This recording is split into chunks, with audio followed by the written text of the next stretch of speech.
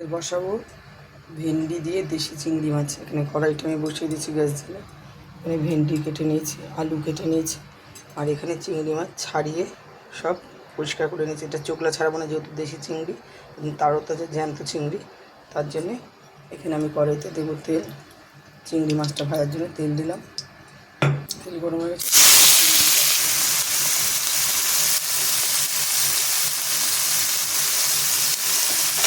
হলুদ দিয়ে দিলাম। চিংড়ি মাছটা ভাজার সময়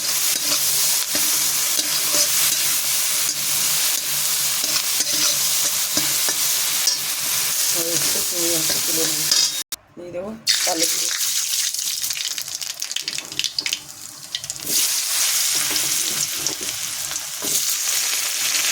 ভেন্ডিটাও দিয়ে দেবো।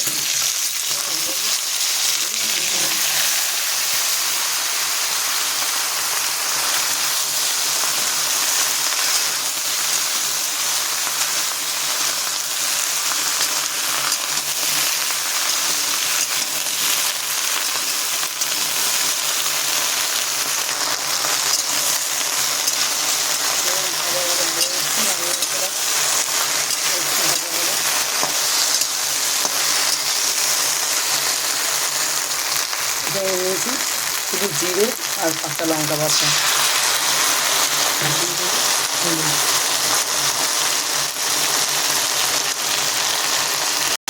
দেবো পরিমাণ মতো, পরে একটু চিনিও অ্যাড করবো, সেটা পরে দেখাচ্ছি।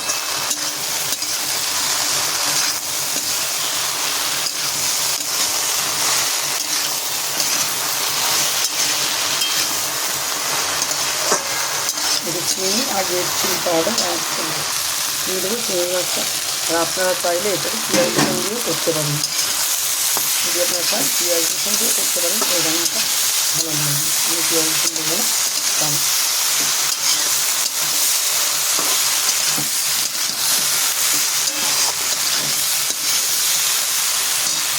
দিয়ে দেবো জল। এটা মাখা মাখা ঝোল হবে একদম ভেন্ডিটা তখন। সম্পূর্ণ চিংড়ি মাছ দিয়ে ভেন্ডি ঝোল। আর ঢাকা দিয়ে দেবো, একটু স্লাইড জল দেবো, ঢাকা দিয়ে দেবো, চিনি দেবো, দিয়ে এবার আমি ঢাকা দিয়ে দেবো সম্পূর্ণ, একটু নাড়াচাড়া দিয়ে এটা ঢাকা দিয়ে দেবো।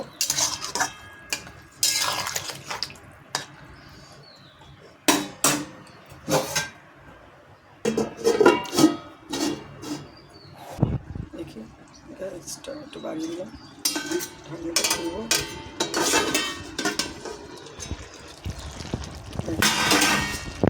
আছে চিংড়ি, দেশি চিংড়ি দিয়ে ভেন্ডি আলু ঝোল। দেখো এবার আমি এটা নামিয়ে নেবো, হয়ে গেছে তরকারিটা। চলো এটা নামিয়ে নিই, আর এই ঝোলটা দিয়ে আর সুন্দর করে ঝাল নুন সব সমান সমান, দারুণ। চলো গ্যাসটা অফ করে দিলাম, নামিয়ে নেব। দেখো কেমন লাগলো চিংড়ি দিয়ে ভেন্ডি আলু ঝোল। এই দেখো এরকম ঝোল থাকবে, এরকম ঝোল। এই ঝোলটা দিয়ে গরম গরম ভাত মেখে যা খেতে না, ভেন্ডিগুলো অত যা ছিল, দারুণ লাগবে, দারুণ দারুণ দারুণ। অবশ্যই ভিডিওটি ভালো লাগলে লাইক করবে, কমেন্ট করবে আর শেয়ার করবে। চলো।